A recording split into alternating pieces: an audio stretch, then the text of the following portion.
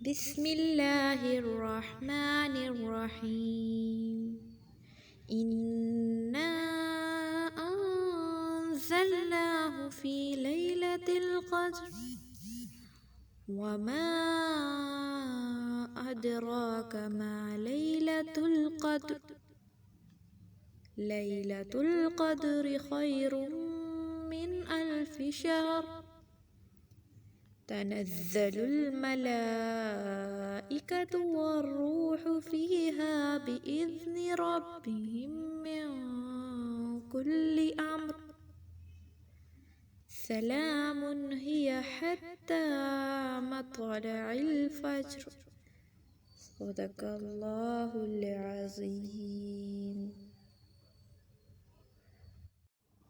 السلام علیکم ورحمۃ اللہ وبرکاتہ۔ کیسے ہیں تمام دیکھنے والے؟ امید کرتی ہوں ٹھیک ٹھاک ہوں گے، صحت اور ایمان کی بہترین حالت میں ہوں گے۔ آج ہم نے جو لیسن سیکھنا ہے اس کے ترجمہ تفسیر ہم اس کی سیکھیں گے۔ سورۃ القدر کی ترجمہ تفسیر کے ساتھ آج ہم اس کو سیکھیں گے۔ سب سے پہلے ہم اس کو ترجمے کے ساتھ پڑھیں گے۔ آپ نے اس کو یاد کرنا ہے، اسکرین میں آپ کو شو ہو رہا ہے۔ لفظی ترجمہ یاد کریں گے اور پھر بامحاورہ۔ بسم اللہ الرحمن الرحیم، شروع اللہ کا نام لے کر کرتے ہیں۔ الرحمن جو بڑا مہربان، الرحیم اور نہایت رحم کرنے والا ہے۔ انا بے شک ہم نے انزلناہ نازل کیا ہے، اتارا ہے، فی میں، لیلۃ رات میں، قدری قدر کی، شب قدر میں ہم نے نازل کیا ہے۔ انزلناہ نازل کیا ہے قرآن کو، شب قدر میں نازل کیا ہے۔ وما اور کیا ہے، ادراک آپ کو معلوم ہے، ما لیلۃ القدر کہ شب قدر کیا ہے۔ کیا آپ کو معلوم ہے شب قدر کیا ہے؟ یہاں پہ اللہ تعالیٰ فرما رہے ہیں لیلۃ القدری، پھر آگے فرما اس کا جواب دے رہے ہیں۔ لیلۃ القدری لیلہ رات، قدری شب قدر، خیر بہتر ہے، من سے الفی ہزار، شہری مہینوں سے، تنزل اترتے ہیں، ملائکۃ فرشتے، والروح روح القدس، فیہا اس میں، بإذن حکم کو لے کر، ربہم اپنے رب کے، اس میں فرشتے اور روح القدس اپنے رب کے حکم سے ہر امر کو لے کر اترتے ہیں، من سے کلی امر، کلی ہر امر حکم کو لے کر، ہر حکم کو لے کر اترتے ہیں۔ سلام وہ سراپا سلامتی ہے، ہیا وہ، حتی یہاں تک کہ، مطلع الفجر فجر کے طلوع ہونے تک رہتی ہے۔ یہاں پہ شب قدر کا ذکر ہے سورۃ القدر میں۔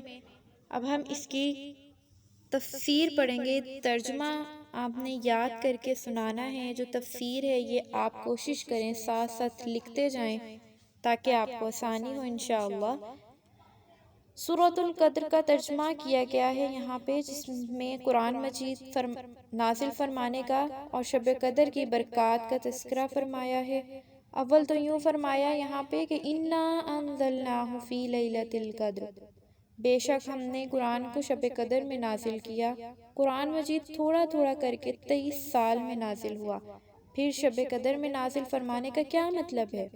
اس کے بارے میں حضرات مفسرین نے فرمایا کہ پورا قرآن مجید لوح محفوظ سے اتار کر آسمان دنیا یعنی قریب والے آسمان میں اتار دیا گیا، وہاں بیت العزت میں رکھ دیا گیا، پھر جبرائیل علیہ السلام حسب الحکم تھوڑا تھوڑا کر کے رسول اللہ صلی اللہ علیہ وسلم کے پاس وحی کے طور پر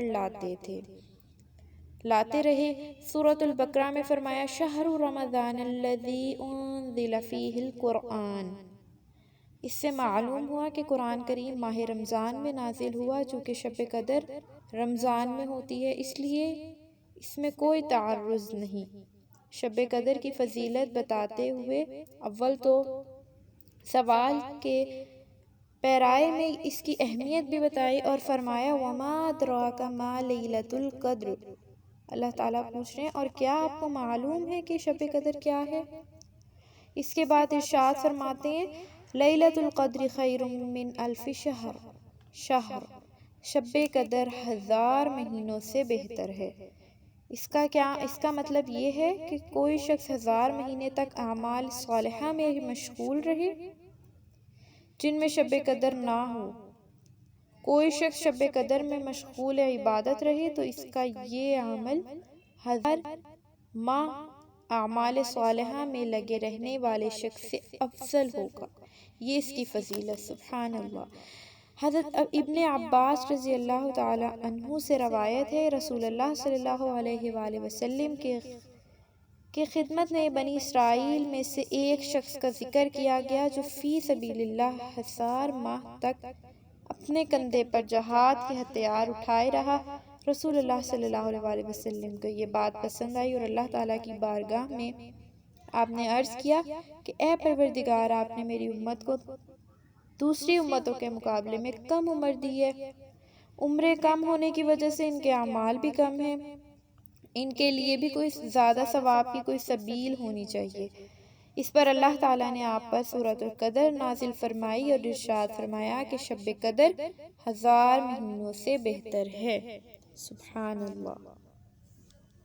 1000 مہینوں کے 83 سال اور 4 مہینے ہوتے ہیں۔ پھر شب قدر کو 1000 مہینوں کے برابر نہیں بتایا بلکہ 1000 مہینے سے بہتر بتایا۔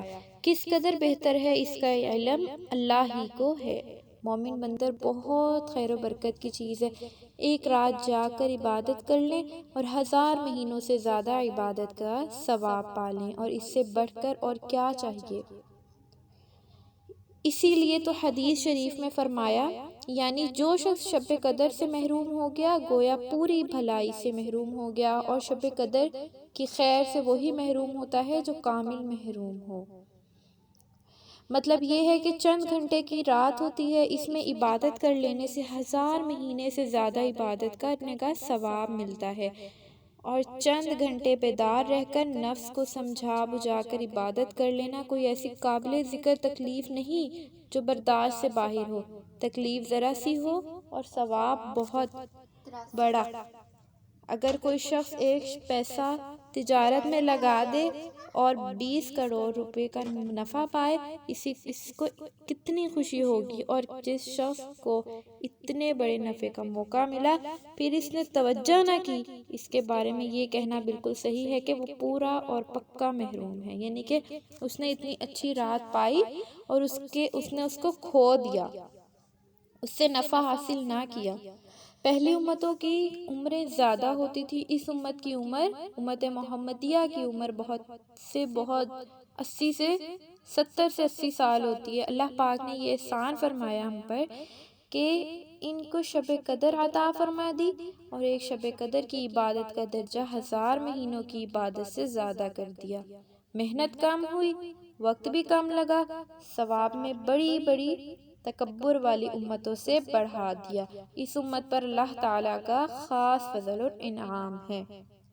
حضرت عائشہ رضی اللہ تعالیٰ عنہ نے بیان کیا کہ رسول اللہ صلی اللہ علیہ وآلہ وسلم نے ارشاد فرمایا کہ رمضان کے آخری عشرے کی طاق راتوں میں شب قدر کو تلاش کرو، یعنی ان راتوں میں محنت کے ساتھ لگو، ان میں کوئی نہ کوئی رات شب قدر ہوگی، کیونکہ بعض روایات میں 27ویں شب کا خصوصی ذکر آیا ہے، اس لیے اس میں شب بیداری کرنا یعنی نماز اور تلاوت اور ذکر میں لگے رہنا کا خصوصی اہتمام کرنا چاہیے۔ اسی طرح حضرت ابو ہریرہ رضی اللہ تعالیٰ عنہ سے روایت ہے، رسول اللہ صلی اللہ علیہ وآلہ وسلم نے ارشاد فرمایا، جس نے ایمان کے ساتھ ثواب کی امید رکھتے ہوئے رمضان کے روزے رکھے، اس کے پچھلے گناہ معاف کر دیے جائیں گے، اور جس نے رمضان کی راتوں میں ایمان کے ساتھ ثواب کی سمجھتے ہوئے نمازوں میں قیام کیا، اس کے پچھلے گناہ معاف کر دیے جائیں گے۔ جس نے ایمان کے ساتھ ثواب کی نیت رکھتے ہوئے شب قدر میں قیام کیا، یعنی نمازیں پڑھتا رہا، اس کے پچھلے گناہ معاف کر دیے جائیں گے۔ سبحان اللہ۔ انشاءاللہ ہم نے کس طرح سے روزے رکھنے، نماز پڑھنی ہے، ایمان ہونا چاہیے ہمارے دل میں، یقین ہونا چاہیے، اور ثواب کی امید ہونی چاہیے۔ قیام کرنے کا مطلب کیا ہے؟ قیام کرنے کا مطلب یہ ہے کہ نماز میں کھڑے رہے۔ اسی حکم میں یہ بھی ہے کہ تلاوت اور ذکر میں مشغول ہو، اور ثواب کی امید رکھنے کا مطلب یہ ہے کہ ریا وغیرہ کسی طرح کی خراب نیت سے عبادت میں مشغول نہ ہو، ریاکاری نہ ہو، بلکہ اخلاص کے ساتھ محض اللہ کی رضا اور ثواب کی نیت سے عبادت میں لگے رہیں۔ علماء نے فرمایا کہ ثواب کا یقین کر کے بشاشت قلب سے کھڑا ہو، بوجھ سمجھ کر بددلی کے ساتھ عبادت میں نہیں لگنا، نہ لگے۔ ثواب کا یقین اور اعتقاد جس قدر زیادہ ہوگا، اتنا ہی عبادت میں مشقت کا برداشت کرنا سہل ہوگا۔ یہی وجہ ہے کہ جو شخص قرب الہی میں جس قدر ترقی کرتا جاتا ہے، عبادت میں اس کا انہماک زیادہ ہوتا جاتا ہے۔ یعنی جتنا ہم قرب الہی کی طرف جائیں گے، اتنا دل کرے گا کہ ہم عبادت زیادہ سے زیادہ کریں۔ اب یہاں پہ ہم اوپر جو فرمایا کہ گناہ سارے معاف کر دیے جائیں گے، تو یہاں پہ سنیں، نیز یہ بھی معلوم ہو جانا چاہیے، ضروری ہے کہ حدیث والا اور اس جیسی احادیث میں گناہوں کی معافی کا ذکر ہے۔ علماء کا اجماع ہے کہ کبیرہ گناہ بغیر توبہ کے معاف نہیں ہوتے، بس جہاں حدیث میں گناہوں کے معاف ہونے کا ذکر آتا ہے، وہاں صغیرہ گناہ مراد ہوتے ہیں۔ صغیرہ گناہ ہوتے ہیں چھوٹے گناہ، اور صغیرہ گناہ ہی انسان سے بہت زیادہ سرزد ہوتے ہیں، اور عبادت کا ثواب ملنے اور ہزاروں گناہوں کی معافی بھی ہو جائے، کس قدر نفع عظیم ہے۔ یعنی کہ جو صغیرہ گناہ ہیں وہ بہت زیادہ ہم کر بیٹھتے ہیں اور سرزد ہو جاتے ہیں، اور جو کبیرہ گناہ ہیں وہ معافی مانگنے، جب ہم توبہ کریں گے تبھی وہ معاف ہوں گے۔ اسی طرح حضرت عائشہ رضی اللہ تعالیٰ عنہ نے بیان فرمایا کہ میں نے رسول اللہ صلی اللہ علیہ وسلم سے عرض کیا کہ اگر مجھے پتہ چل جائے کہ کون سی رات شب قدر ہے تو میں ان میں کون سی دعا مانگوں، تو آپ صلی اللہ علیہ وسلم نے پتہ کیا فرمایا؟ فرمایا کہ یوں دعا مانگو، اللہم انکا عفو تحب العفو فاعف عنی، اے اللہ اس میں شک نہیں کہ آپ معاف کرنے والے ہیں، معاف کرنے کو پسند فرماتے ہیں، لہٰذا مجھے معاف کر دیجئے۔ دیکھیے کیسی دعا ارشاد فرمائی، نہ زر مانگنے کو بتایا، نہ زمین، نہ دھن، نہ دولت، کیا مانگا؟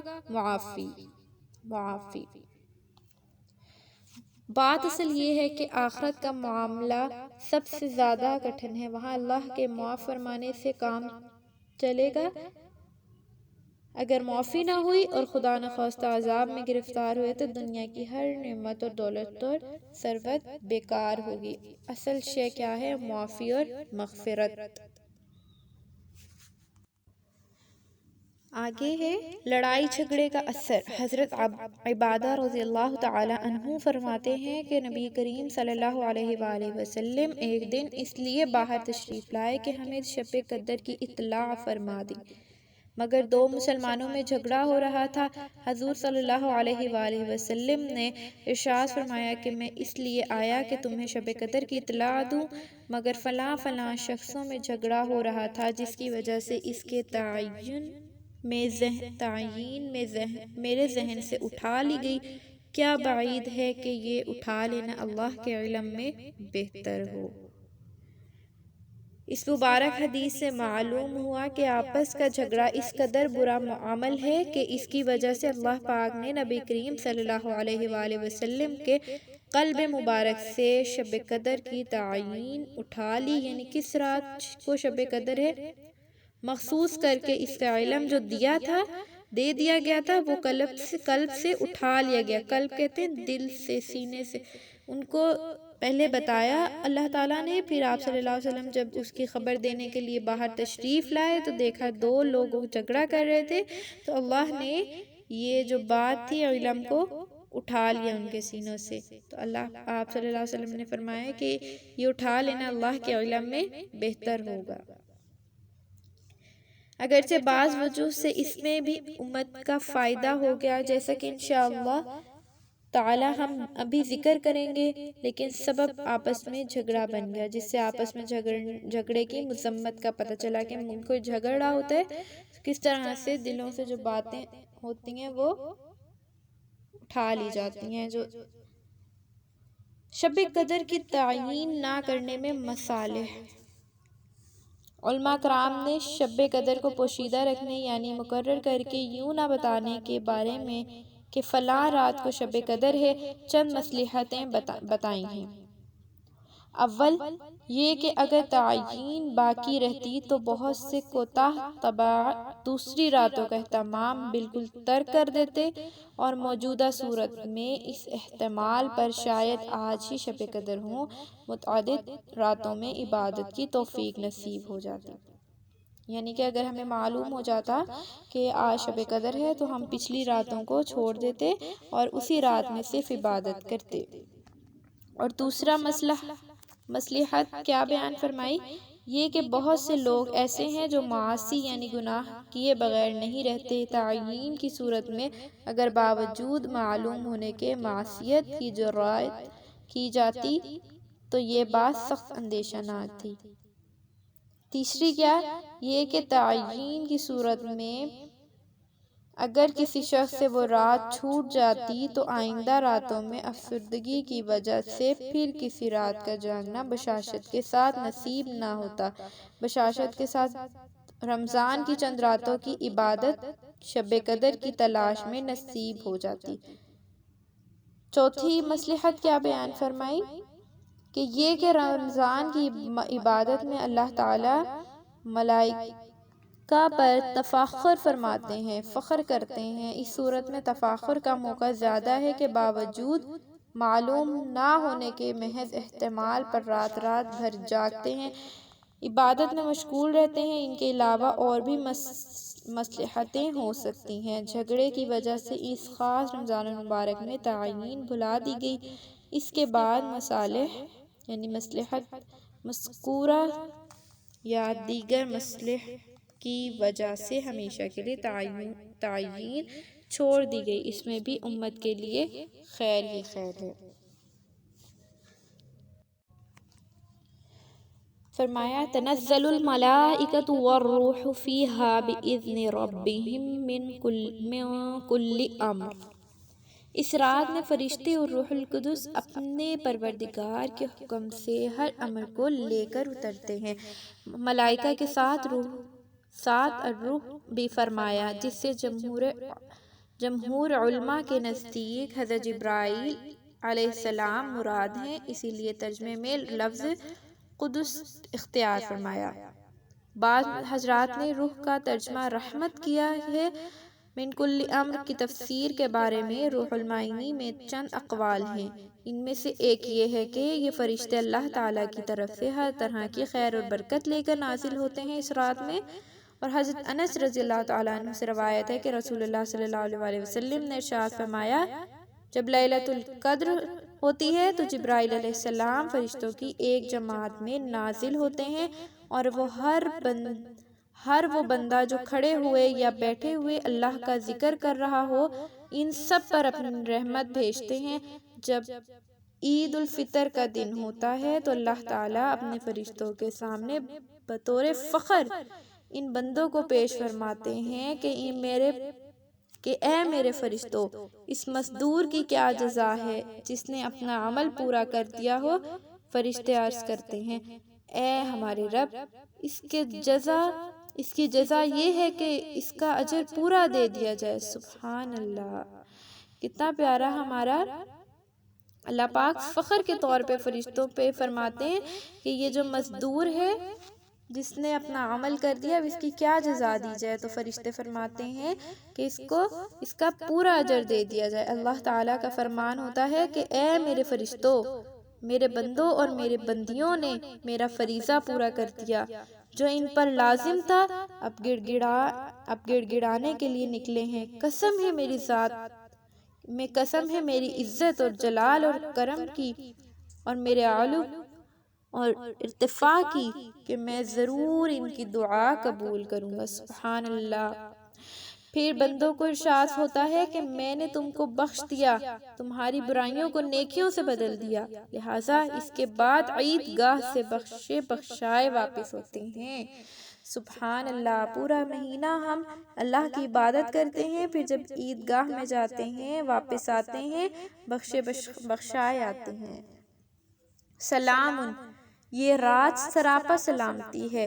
پوری رات فرشتے ان لوگوں پر سلام بھیجتے رہتے ہیں جو اللہ کے ذکر اور عبادت میں لگے رہتے ہیں۔ اور بعض حضرات نے اس کا یہ مطلب بتایا کہ شب قدر پوری کی پوری سلامتی اور خیر والی ہے، اس میں شر نام کو نہیں ہے، یعنی اس میں کوئی شر نہیں، اس میں شیطان کسی کو برائی پر نہیں ڈال دے یا کسی کو تکلیف پہنچا دے، اس کی طاقت سے باہر ہے۔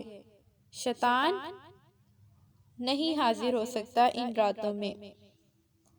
حتی مطلع الفجر، یہ رات فجر طلوع ہونے تک رہتی ہے۔ کون سی رات؟ شب قدر کی رات۔ اس میں یہ بتا دیا کہ لیلۃ القدر رات کے کسی حصے کے ساتھ مخصوص نہیں ہے، شروع حصے سے لے کر صبح صادق ہونے تک برابر شب قدر اپنی خیرات اور برکات کے ساتھ باقی رہتی ہے۔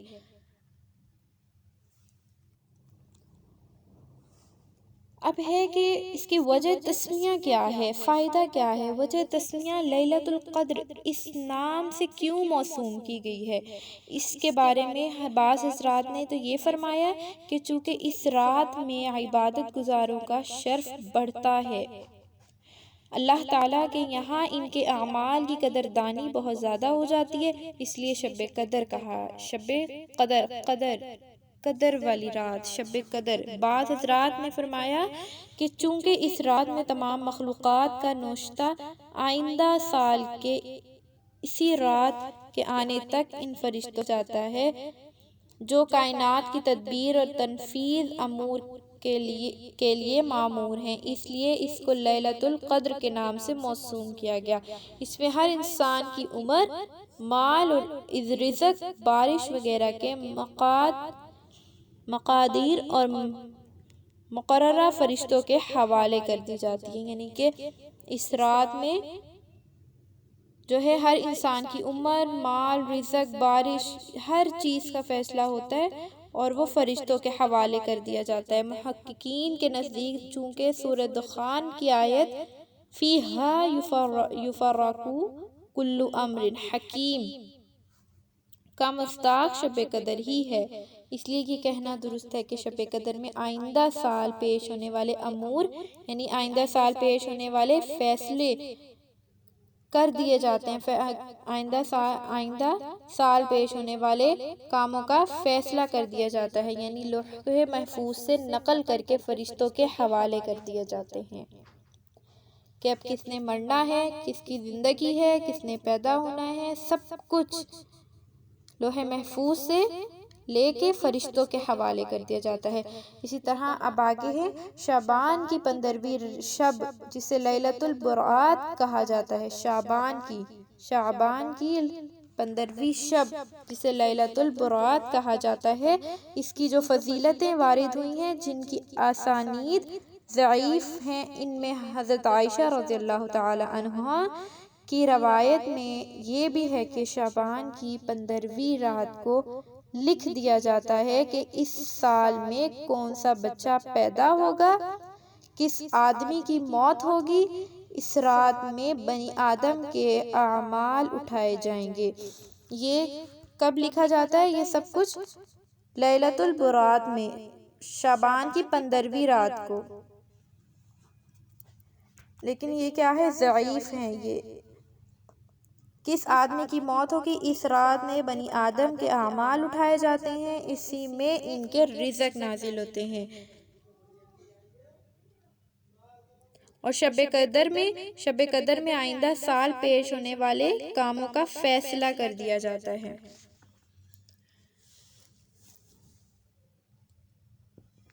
اسی طرح یہاں پہ یہ جو حدیث الکتاب الدعوات الامام البہیقی سے نقل کی ہے، جسے محدثین نے ضعیف قرار دیا ہے، بعض حضرات نے شب قدر اور شب برات کے فیصلوں کے بارے میں یہ توجہ کی ہے کہ ممکن ہے کہ یہ واقعات شب برات میں لکھ دیے جاتے ہوں، شب قدر میں فرشتوں کے حوالے کر دیے جاتے ہوں، تو اس لیے یہ کیا ہے، ضعیف ہے روایت۔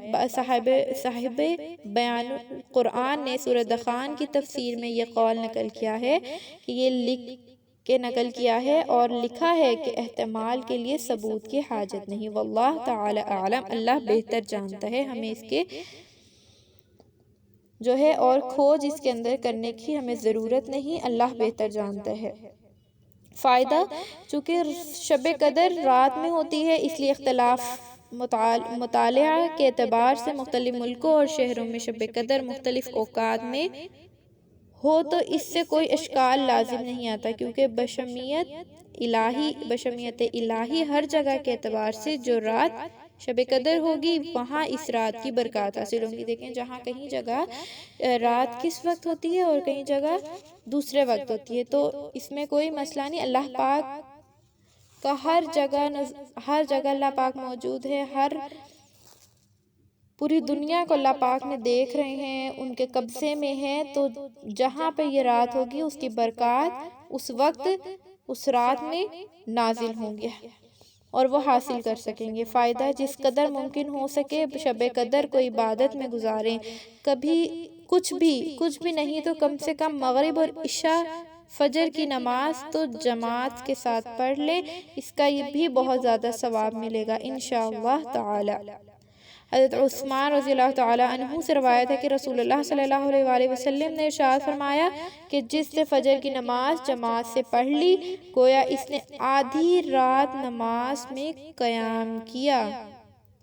جس نے فجر کی نماز جماعت کے ساتھ پڑھ لی، اس نے آدھی رات نماز میں قیام کیا۔ جس نے عشاء کی نماز بعد جماعت پڑھ لی، گویا اس نے پوری رات نماز پڑھ لی۔